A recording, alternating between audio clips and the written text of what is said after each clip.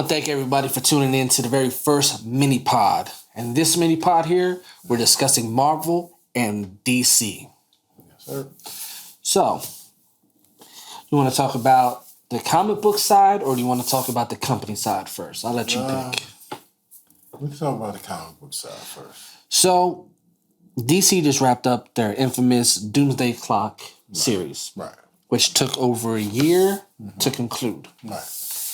And in the final page of that, Mr. Manhattan is talking to Superman, he's talking to Doomsday and everybody, and he says that you will be teaming up with your deadliest villain. Team up to face Thor and a green behemoth. The battle will leave Doomsday dead. So that means Superman is going to go head to head with Thor, with Doomsday by his side, going with Hawk there. And Doomsday dies. Yeah, that makes sense. I don't think... Let me say this first of all. I don't think there's nobody in DC that can beat anybody in Marvel. Not even your infamous Batman? Batman might be the only one that comes close. You know what I mean? But let me say this. Man, I got $20. Thor will whip Batman's ass. I don't think so, man. I mean, he would beat him. I wouldn't say whoop his ass, but he would beat him. But Batman's too smart to. He's just too smart. Like he's not just gonna let anybody come out and beat him. You understand what I mean? But back to the subject. Yeah, there's no way Doomsday doesn't compare to Hulk. No. You know what I mean? And if Doomsday don't compare to Hulk, Superman definitely don't compare to him because Doomsday killed Superman. Yeah, and you're talking about two creatures. The madder they get, the more powerful they get. Yeah. But I would take Worldbreaker Hawk over anybody. Just about, yeah. Well, then they just released the new series of Thor comics, and in that comic, Thor travels to Metropolis, and it says, "We will scream for gods." As you see, flash of red fly across the comic book screen, and it says, "The son of gold, a god of emerald light, a god of the sea, of speed and strength." So that means in the Thor comic book, you have the Justice League. Right. So these worlds are colliding. Right. And this ain't the first time. No. You know, I always like to reference back to like the Access comics. You know what I mean? Access was the guy that the world, Marvel and DC collided. The worlds got mixed up. They sent Access in to separate the two worlds.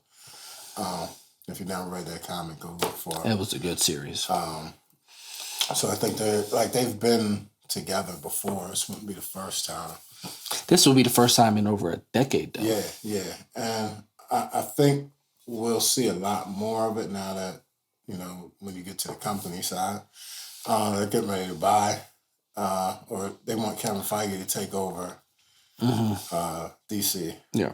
And at this point, I'm thinking it's just the comic side, but it will lead into the animated division, I'm sure, and movie side.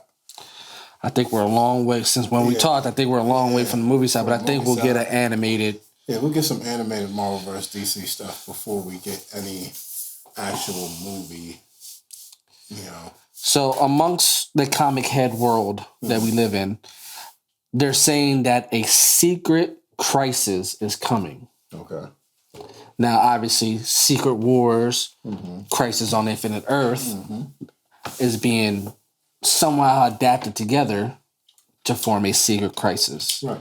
Do you think there's going to be secret partners on either sides? Yeah. Like a Justice League member that's secretly an Avenger, an Avenger that's... Well, we know how this goes. Like, it's always, you know, two heroes meet up and fight until they realize they're on the same side. You know what I mean? So I think it's going to be a long story, and we're going to get a lot of that. And I think ain't no telling where it's going to end. It's probably going to end in, you know, there being some Avengers in Justice League, some Justice League members in Avengers, and from that you can create more newer content. An avenging justice. Yeah, you know what I mean? Yeah, you get. I really hope they pick some good writers for this because they can really knock this one out the park. Right. If they do it right, it'd be amazing. Because to kind of segue into the next topic, we all know DC's publishing is pretty much taking a humongous hit. Their movies haven't done very well. Right. Their comic book content hasn't been the best. Right. And I think it's all because of the movies are confusing people. Like, I think that's what it goes back to. People don't want to read anything nowadays anyway. So, excuse me. Like, let me say this. With Marvel, when they give us good movies and they give us good product, then people want to go back and see, damn, let me see if that happened. Like, somebody say, oh, in the comics, that happened worse, that happened different. So they want to go see what happened. With DC, like, nobody knows what the hell is going on. So it's like, nah, you don't want to read that. Like, you ain't waste your time. Like, so, I mean, I don't know, man. Like, one hand washes the other, definitely. You know what I mean? Well, DC's trying to do whatever they can because now they're on their sixth reboot within the past couple of years. We had Earth 52, then that changed to a rebirth, and now it's something totally different. Now we're going to Generation 5. Yeah, so...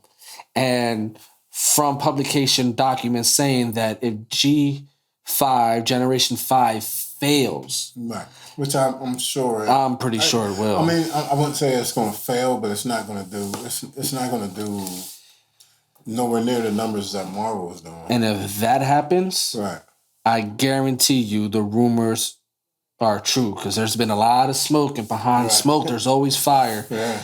Kevin Feige has been said on paper that he's interested in acquiring DC Comics. If that happens, storylines amongst the two worlds, and it'll be under the Disney umbrella. So that's like Disney's buying up everything. The mouse owns it all. He's buying up everything. You know what I mean? Yeah, the mouse, he owns everything, man. I'm telling you that. Yeah. And I think if that's the case, even with Marvel movies itself, we're going to need a total and utter reboot. Yeah. They have to reboot DC anyway, man. There's no way around it. Especially if this Batman movie doesn't do good. Which I think it will because it's Batman, but where do you go after that? You know what I mean? Yeah. And we all know Patterson has his little girl foundation that's going around, and even Wonder Woman has to do good, and that doesn't really look too good. No, my worry about it, the Batman movie, is he has such a female fan base, and that's what destroyed Arrow on TV. Is that female fan base that these two need to be together, and then they send them off this trail when their comic book continuity goes this way. Right. Yeah. Well. Any final thoughts on the Marvel DC merger? Like I said, I just hope. I hope Kevin Feige gets a hold of it so he can straighten it out. I think he's the guy that could straighten it out. Now, if they do acquire it, do you want the two brands to merge, or do you want them to be two separate entities? Me, honestly, no, not at this point. I don't see the point in it. I think.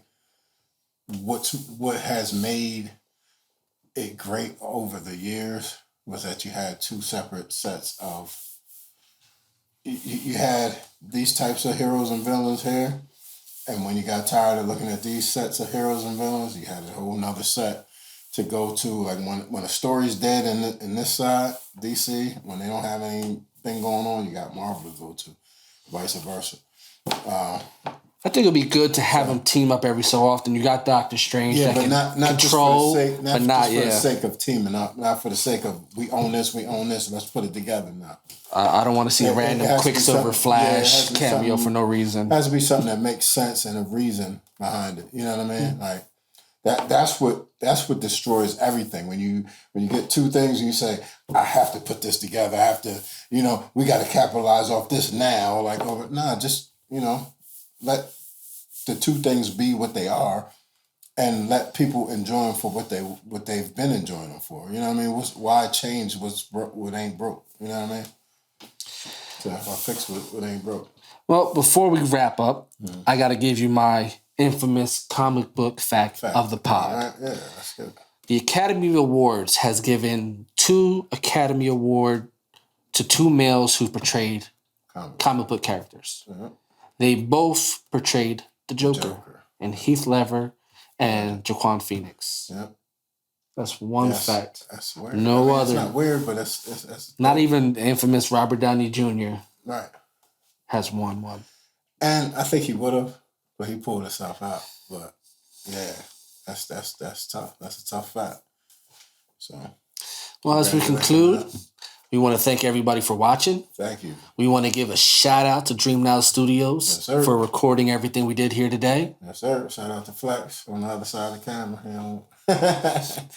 Any final words, sir? Final words. Keep tuning in. Make sure you check us out on all the major. We're on Spotify, Stitcher, Google Podcasts, Apple Podcasts, YouTube. We have Facebook chat room. Yeah, make sure you join the Facebook page. SoundCloud. Yep. All your streaming services. I don't know them offhand. I need a list next time. We're going to get one together. Yeah. As we conclude, Comic Heads, this is something. Thank you. Yes, sir.